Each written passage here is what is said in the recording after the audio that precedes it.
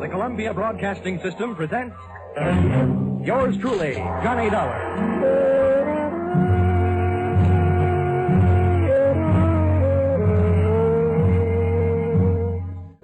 The next half hour has its baggage packed to take a trip with America's fabulous freelance insurance investigator, Johnny Dollar. At insurance investigation, he is just an expert. At making out his expense account, he is an absolute genius.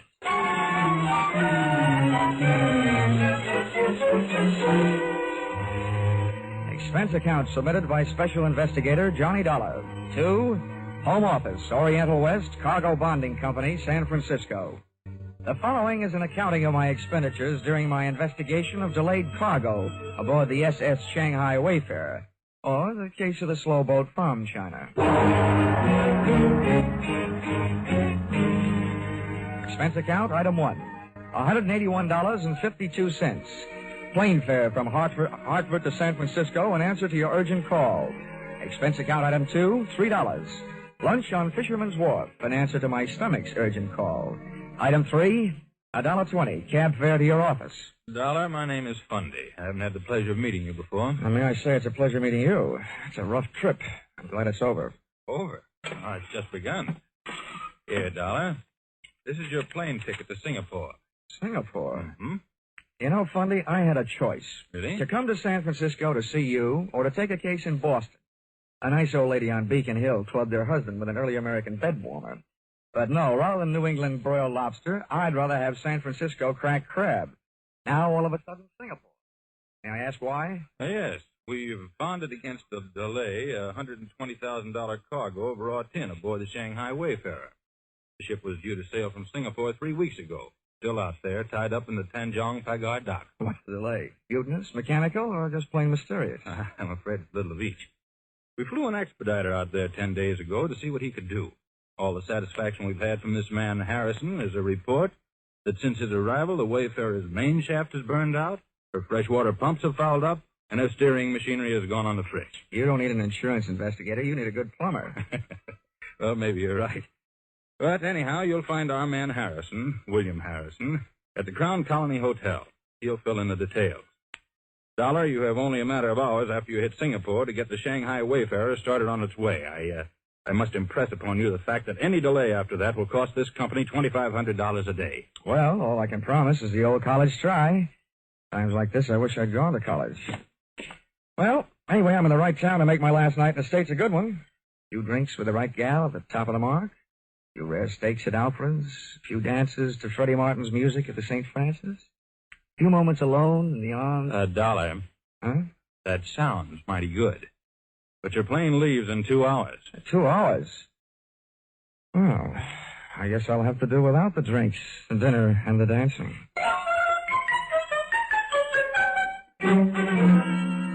Expense account item 4, $120. Lost in the course of teaching fellow passenger how to play poker. My mother warned me never to play cards with strangers on trains or steamships. I wish she'd included airplanes.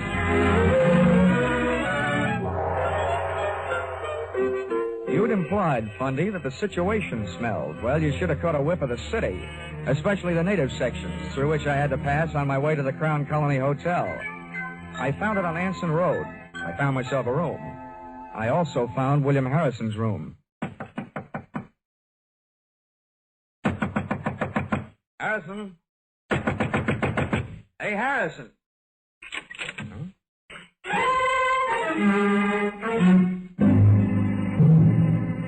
But I didn't find Harrison. All I found was a calling card from my old friend Trouble. Wherever Harrison was, he didn't want to be, and he left a trail of broken furniture and blood to prove it. I searched the dresser. Shirt size, 14. Socks, 9. That meant Harrison was a small man. I went through the bathroom, shaving brush and toothbrush still wet, indicating that he'd been there not too many hours before I arrived. Then I tried the wastebasket. In addition to one large glob of used chewing gum, an empty cigarette package, and some old Kleenex, I found a swizzle stick with a name on it. The Collier Key Bar. Well, all that meant was that Harrison had a head cold and was trying to cure it with Singapore slings. But at least I knew where he'd been drinking it.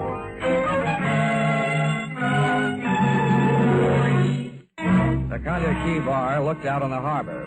It was dark enough inside to give a man a good excuse for drinking nightcaps at noon. Your pleasure, sir? Say, how are you on mixed drinks? Mixed drinks. Governor, if I don't know how to make 'em, I look 'em up in the book. If they ain't in the book, I fake 'em. Now, what'll it be? Straight bourbon. Right, Joseph. Oh, hey, bartender. Yes, sir. Are you by any chance acquainted with an American named Harrison? Edison, sir? Yeah. He arrived in Singapore about 10 days ago. Small man with a cold in his head. Oh, Edison. Sure, I know him right enough. He's been coming in every night with a chief engineer from one of the ships in port. Oh, yeah? What ship is that? Well, the Shanghai Wayfarer, I think. Oh, the Shanghai Wayfarer. What's this engineer's name? Yeah, now, hold on. I ain't getting him into any trouble, am I? He's a nice chap, he is. A handsome tipper. This handsome? My governor, $20 Why? Compared to you, sir, Mr. Frank Moore is downright tight-fisted. Well, how about that? I've done it. I let Mr. Frank Moore's name slip right out. My missus is right. For a little man, I've got a ruddy large mouth.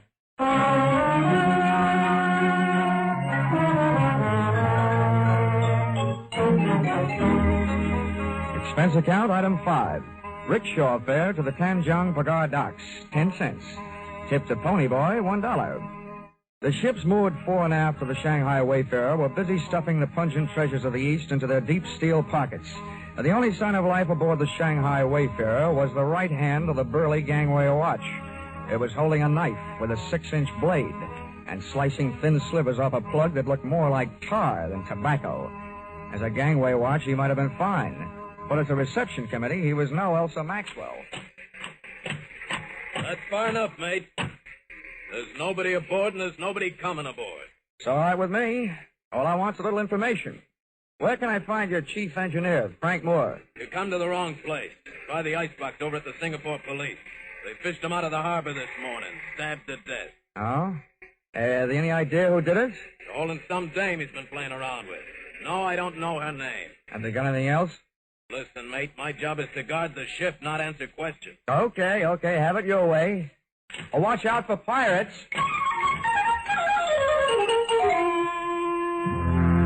The British chief inspector, Singapore police, gave me everything except an invitation to tea. But unfortunately, he never even heard of Harrison. He took me into the morgue, and a look at Frank Moore's body told me nothing I didn't already know. He'd been stabbed, all right, and whoever had killed him had sunk him with a hole in one. As for his personal effects, his Maritime Union card confirmed the fact that he was indeed the chief engineer of the Shanghai Wayfarer. A stack of crisp American $20 bills in his wallet made me wonder whether he hadn't been picking up a little extra pin money for delaying the departure of his ship. And finally, a photograph that made me admire the late Mr. Moore's taste in women. Whoever it was that said, "Never the twain shall meet," should have met her. She was half caste and all woman. Her picture was inscribed to Frank Moore, "Yours forever, Chandra." From the inspector, I learned 2 more things. 1, the fact that the police had already questioned and released her. And 2, her business address, the Wardlaw Bar on Malay Street. Hello,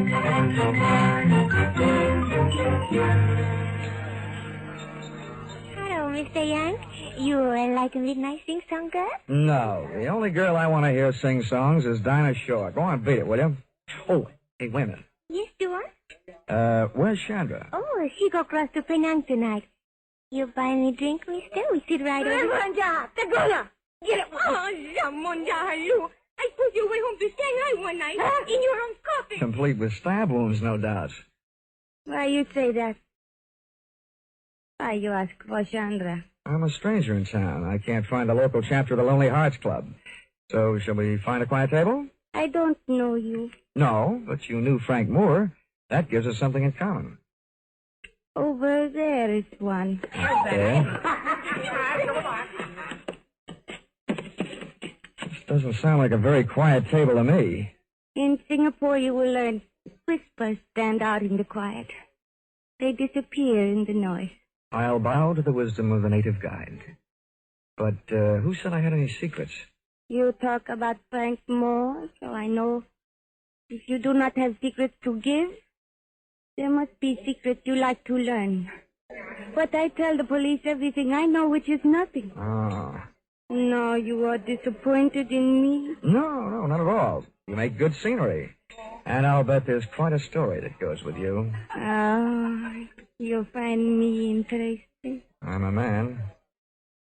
Why do you come to me? Well, there were two places I could go for what I'm after.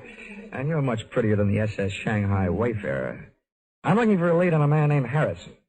Your murdered friend Frank Moore knew him, so figures you know him. You are wrong.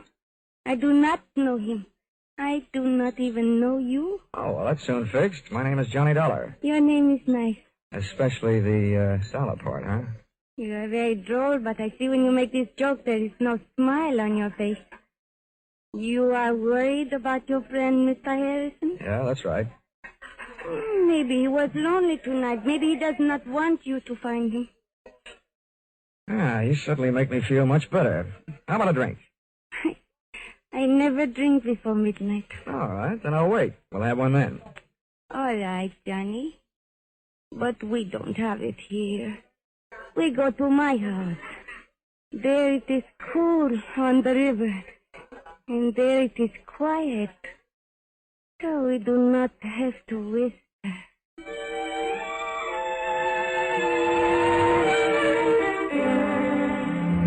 Midnight must have been invented for Singapore, and her house must have been invented for midnight. Only one thing looked out of place.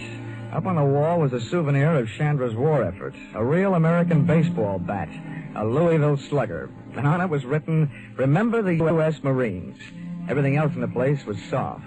The lights, cushions, and Chandra. It is nicer to drink here, no? May I say, it's a mite intoxicating without a drink. I wish the boys back in my high school senior class could see me now. What do you mean? In the graduation annual, they predicted I'd be a bookkeeper. Oh, I do not understand you. And neither did the boys in my senior class.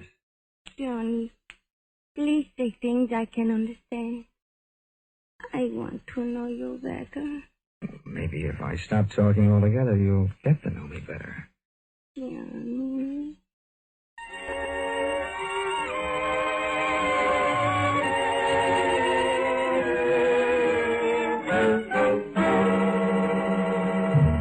So I stopped talking, but I didn't stop thinking. When I'd mentioned Harrison to Chandra earlier, she said maybe he was lonely tonight. If she didn't know him or anything about him, I wondered how she knew that he was missing tonight and not for a couple of days, or maybe even longer. Besides, the boyfriends of women like her don't keep secrets. I still assumed that if Frank Moore had known Harrison, Chandra had known Harrison. I also assumed that she'd spited me into her parlor for purposes other than social. And that notion was seconded soon after I had it, when somebody kicked the door open. It's you, Johnny Dollar. The two boys in the door were not from Western Union, and ugly as they were, Chandra left my side to join them, which made me think that maybe my senior class had been right. Looking at that trio, 6 eyes and 2 guns glaring at me, I wished I was a bookkeeper.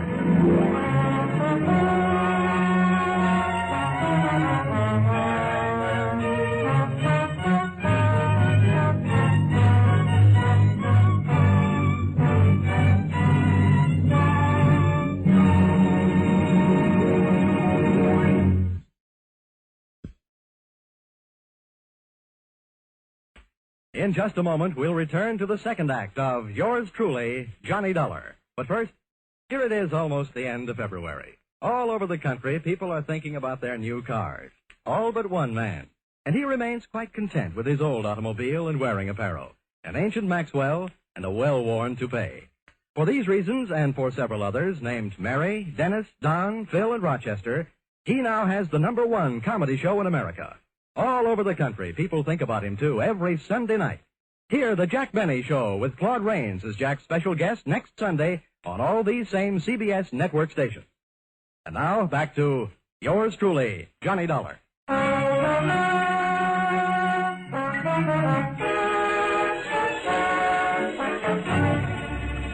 men with the guns, described from left to right, were a fat man with 3 chins and a bald dome, and with him, a punk with a sneer and arms that were too long for the rest of them. They gun-muzzled me into a chair and started making anything but sense. Very well, Sandra, my dear.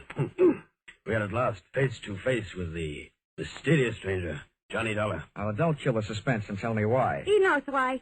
He came to the Wardlow bar. He knew about Frank Moore, and he was looking for the other one, Harrison.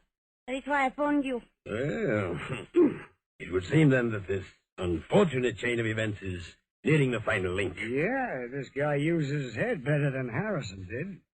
Well, Dollar? I'm using my head right now. Splendid. So doing, you may well prevent Harrison's death, as well as your own. Oh, well, that's better than nothing. But is that all you can offer? Skip the bargaining, Rustline. Takes too much time. Quiet, Corgi. There are times when money is cheaper than the results of your kind of blind violence. Well, Dollar, you do have a price. Take a tip from my last name. Start bidding. I tell you, you're nuts, Rustline. You aren't sure he knows where it is. He must know. He was looking for Harrison. They both know. You be quiet, both of you. 500 pounds English, Dollar. Where is it? At times like this, I keep my mouth shut and my ears open. 750. Surely, Dollar, since you've entered the situation at such a late date, that is profit enough. Oh, well, I'm a man of expensive tastes. I've always aspired to such things as $200 cigarette lighters. Go ahead. Keep spitting out that wise talk and you'll be spitting out teeth. How'd you like to go swimming with your hands and feet tied? I could bite my tongue. Not just yet, Corgi, my boy. This man is worthless, dead. Perhaps, Dollar, we can induce you to talk in much the same way as we could prepare to pat it by slitting the tongue. You know, Rosalind, your mother must have been scared by Sidney Greenstreet. Either this guy is nuts or he doesn't know anything. What I know would fill a police blotter. Okay. You know nothing of psychology, my boy. What this man is attempting to pass off as a show of bravery is based purely on the knowledge that he is, momentarily at least, of some considerable value to us alive. Now, Dollar, be careful. Before you make your final decision, bear in mind you've heard our final offer. Now, sir, what should it be? Oh, the squirrel said to the little girl when she asked him what he wanted for Christmas, nuts. Very well, Dollar. Corgi. Thanks.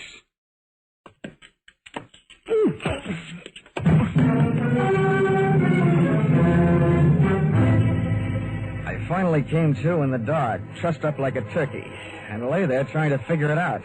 Obviously, the two rude dudes thought I knew something I didn't know. But what I did know was that finding Harrison had turned into a big, fat headache. Also, that I had accomplished exactly nothing towards speeding the SS Shanghai Wayfarer over the bounding main. While I was comforting myself by repeating over and over that old insurance company soother, never say die, I discovered I wasn't alone. Hello. Huh? Who are you? Well, you were here first. You tell me. Well, my name is Harrison. Harrison? Yes, who are you? I'm Johnny Dollar. I was sent out here by the Oriental West Cargo Bonding Company. Oriental West? Yes, I was supposed to do what you couldn't get done. And look at me now. Getting hit over the head and dumped in here must be par for the course.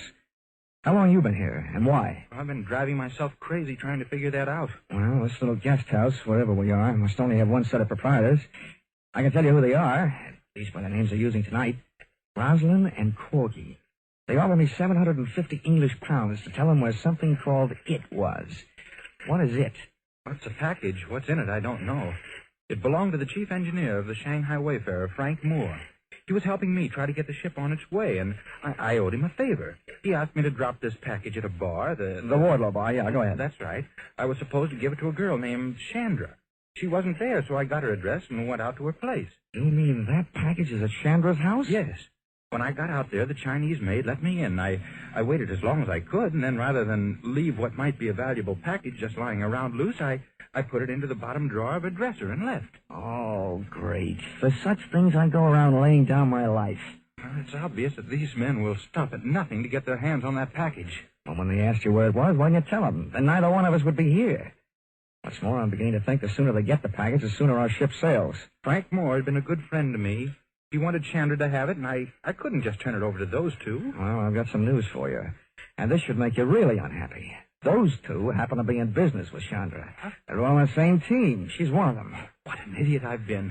Well, here we are, all roped up. You know, for a pair of guys who came out here to speed a shipload of raw tin on its way, we're doing just dandy. We're lucky if we get out of this thing alive. Offhand, I'd say our host probably murdered Frank Moore trying to get that package. Maybe we're next. Uh-oh. Maybe right now. A beam from a powerful flashlight stabbed us in the eyes. The sudden change from too much dark to too much light kept us blinded. Well, look who's here. At least the voice behind the glare wasn't Rosalind's, and it wasn't Corky's. But it was a familiar voice, one I'd heard and heard lately. He walked in on us, the flash in one hand, and in the other, a knife with a 6-inch blade. At first I wondered whether it was the one that had been buried in Frank Moore's back. And then I remembered where I'd seen it before. The man bending over us was the burly gangway watch from the Shanghai Wayfarer. And you told me to watch out for pirates. Well, this situation is getting a little overcrowded. I didn't think there was room for any more. What do you want? You know what I want, Dollar. The same thing Rosalind and Corgi are ripping your hotel room apart for right now. Now, don't tell me you're looking for it, too. 2 things I know about that package, mister. The name is Rourke. Okay, Rourke. One thing I know is that it's dangerous company. The other is I want no part of it.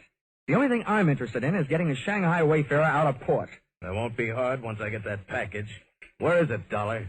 I'll trade the answer to that question for a little freedom. Okay. Hold still. Thanks. Harrison's next. I want him with us in case he's lying. All right. Okay, Harrison, roll over. Hey, you! When Rourke bent over Harrison, I drop-kicked the flashlight out of his hand, ran across the darkened room, through the open door, and kept on running. Sometimes the long way around is the shortest way home, so I headed for Chandra's house. I not only had some getting even to do, but I had some curiosity to satisfy. Somehow the Shanghai Wayfarer's failure to sail on schedule was tied up with a mysterious package. But how? Why? I decided I'd earned the right to see what was in that package.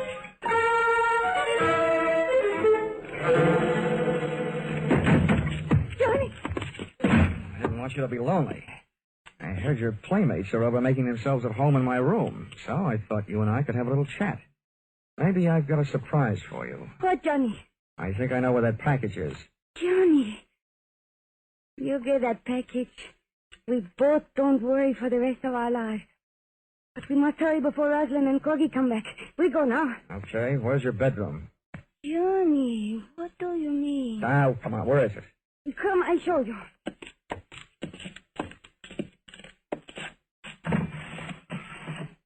No, it cannot be. There's another one, no. It's been here all the time. And now while I open this thing, you can go and have yourself a nervous breakdown. Say, this is more fun than unwrapping Christmas presents. And now I take off the cover. Wow. Now I know how the winner feels on Hit the Jackpot. The package was paper all the way through, brown wrapping on the outside and green spending on the inside. Big bundles of fresh, clean American 20s. Thousands of the same kind of bills that the Singapore police had found in the late Frank Moore's wallet. It would have taken half a day to count it, and I'd wasted too much time already. There'll be no good to you without me, Johnny. You have to know how to get rid of them. Oh, counterfeit, huh? Yes. They are made in China. Frank Moore brought them from Shanghai to Rosalind to take to the States, but Rosalind was not here in Singapore. He was late, so Frank had to make some accident happen to his ship to keep it from sailing. But then he changed his mind. He decided he would give the money himself, but Rosalind caught up with him. Oh, I see. He was sending them to you by way of Harrison, just before he was knifed by Rosalind, huh? Who talked him into that? You, by any chance? You and I could be very rich, Johnny. You never give up, do you? There's $500,000 there. Mm-hmm. Yeah, it should buy about 50 years in jail. I'm taking this down to customs and you with it. No, I do not think you do. Uh-huh. Time to play another visiting team. Come on, beautiful. I don't want you in the way. Let go of me, Harrison! I grabbed her, lashed her wrist with a cord from the package, and since she liked money so much, I stuffed her mouth with a fistful of those troublesome $20 bills. I locked her and the rest of the loot into a closet, and dashed into the other room looking for a weapon. And then I remembered that Louisville slugger from the U.S. Marines. I was glad they'd landed. I grabbed it off the wall, got a toehold in the carpet on the left side of that door, wrapped my fingers around the bat, swung it on the back of my shoulder, and waited. Sandra, my dear, we just came... Oh! 2 out and 1 to go. Go! 3 outs, and the side is retired. What a ball game. First, I take your guns. And now we sit and wait for you to wake up. I'll take over from here on in, Dollar. Huh? Oh, I don't know about that, Rourke. I happen to be the guy who has the gun. Oh? Well, here. Take a look at this. What's in your wallet that I want to look at? More hot 20s? I'm not taking my eyes off you, Rourke. Okay, I'll turn around with my hands up, and then you can look at it. Okay, fair enough. But if you so much as move, I'll start shooting. That's the deal. Oh, it's a fine time to learn this. Are you satisfied? John Joseph Rourke, U.S. Treasury Department. Come on in.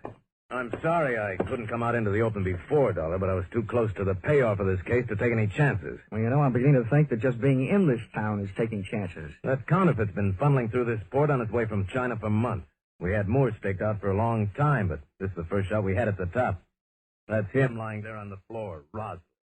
Now I've got him. Oh, your pal Harrison told me where I can find the only other thing I need, that package of hot money in the dresser drawer. Oh, it's now moved into the bedroom closet, along with a package of hot woman. Well, then, Dollar, it looks like my job out here is just about done. Yeah, I guess so. Hey, wait a minute. You're from the Treasury Department. Yes? Well, then, after you get all these birds into their cages, how about helping me make out my income tax?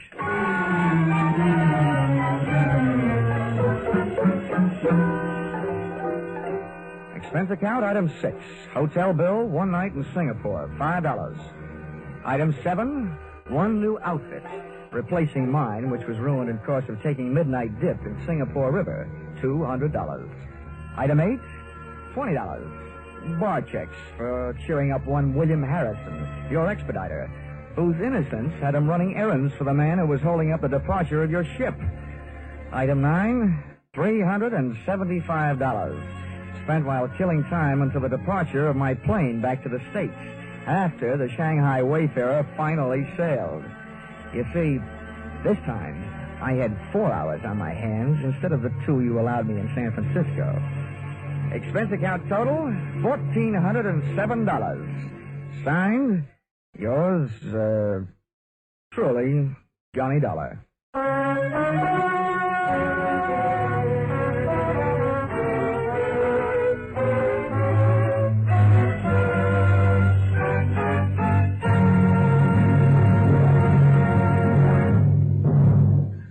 In just a moment, we'll tell you about next week's Johnny Dollar adventure. But first, for more exciting drama in the mystery and adventure line, remember CBS 2 thrill-packed Saturday night shows, The Adventures of Philip Marlowe and Gangbusters.